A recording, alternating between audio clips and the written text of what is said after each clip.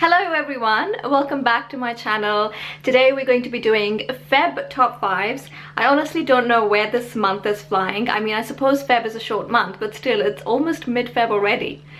Anyway, so I have some exciting things planned for this video. Let me kick off by saying winter is almost over. Like, you can feel it, the days are getting longer. So I just quickly want to wrap up my winter travel advice before we move on to spring next month. Probably the most useful thing I've had this month or in this winter has been these leg warmers. If you're wondering what a leg warmer is, it's a woolen tube essentially which you pull on top of your legs you put your feet in. It's like wearing socks except it's open-ended, and they're really comfortable because sometimes it's just so cold. Even after wearing my thermals and then my jeans on top, I'm still cold on my legs because your coat, when it covers your legs, it only comes to under your knees or maybe just above your knees. So these things will keep your calves really warm. So try it out. Just Google leg warmers and you'll find them.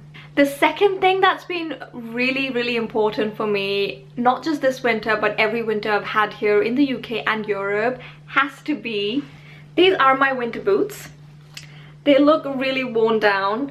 I have to say I haven't really cared for them as much as I should have, but these are leather boots and they're from Dune London, or London Dune, whatever it's called.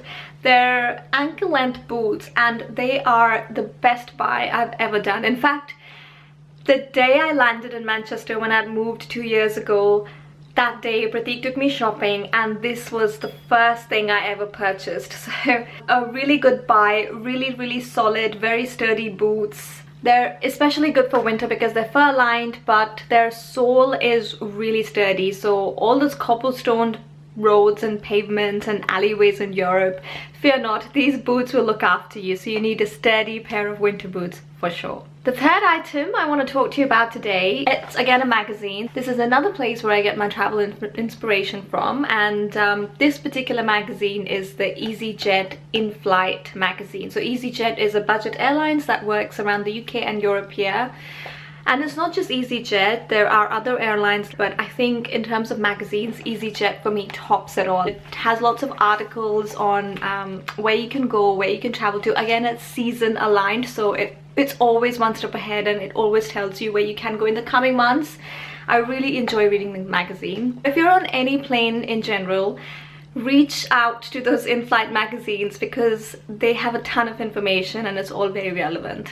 Okay, the fourth thing today I want to talk to you about is actually a makeup item. So I'm sorry to all the guys out there, but I just felt like I needed to share this because it's been a lifesaver for me.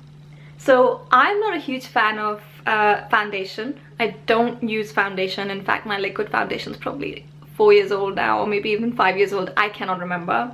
What I do use is this MAC powder foundation. It's super light on your face, so when you're traveling, this is exactly what you need. Nothing too heavy, nothing too cakey on your face. I just literally go for a few brush strokes. So that's the powder basically.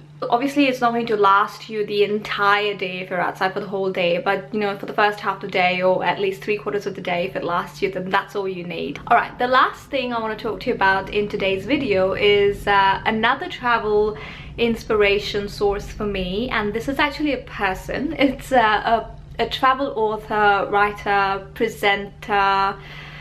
He's a travel guide as well, and he's an American actually. His name is Rick Steves.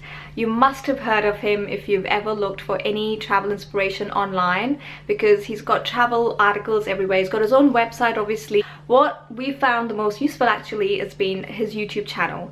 So I'll put a little snapshot of his YouTube channel here, and although he probably caters to slightly older crowds, but I feel the information he provides is super helpful, and he's been all around Europe.